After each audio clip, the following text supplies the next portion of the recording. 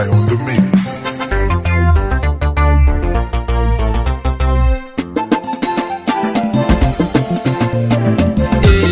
Bazan yi ladama ba, auren ki shi zan sa a gaba. Yau zan zama angonki, wata rana zaki zamo mata. Bilkisu nake ta faɗa muku yarinya yar gata. Da gari ma na san ke ce zaki zamo ta kwarata. Kallo ɗaya ne miki na gane cewa kin zarta mata. Hannuna na miƙo miki ta na waje makaranta. Kalli jikina din na rame saboda ke yan mata.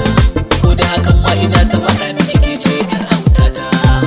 Yabanki nake yi saboda kyan fuskar ki a mata. Halinki yana burge ni, taho ya ki zo matata. Da mutum ya taɓa ki kwara ni ya zo ya zana jikina. Taho ya ki zo dan Allah zo iso gurina. Balki sake bani ruwa zai sha tun da na sha rana. Zuciyata ta yi kamar tun da mulki su ma na sona. Nisan da nake miki kin san babu dare ba rana. Da na kalle ki balla ce ke zuba a idona. Amma an ce wai hannu ɗaya baya ɗaukar jimga. Ko biyo dangi wata rana sai mana aure. Yau ga ki amarya ni kuma an goyo mun tare. Sai biyo addu'a tun da gashi a yau Allah ya hore. Ban san rabuwar mu da ke goda mutuwa in tazo. Kabarin mu ya zamto tare a samu a ce mana gwarzo. Addu'ar ku muke so in dai kun yi ku ce mana ungo. Gari ya ɗau sanyi zo ki karɓi waya bai kiya ba. Iska na busowa saboda mu zo ta ki fasa. Yanayi na kwakwalwa shine ke ba kai lissafi. Taho ya ki taho autata.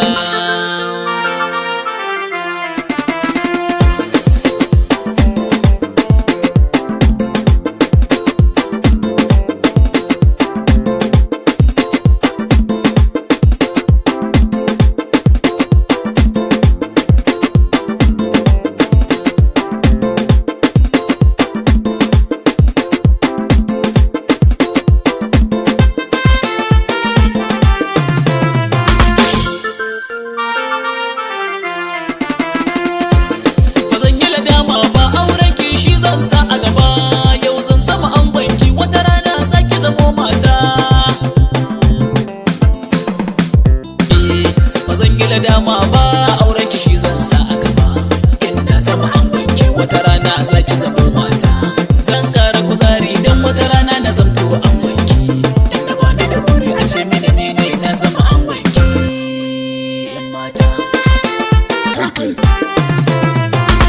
Z-Guy on the mix.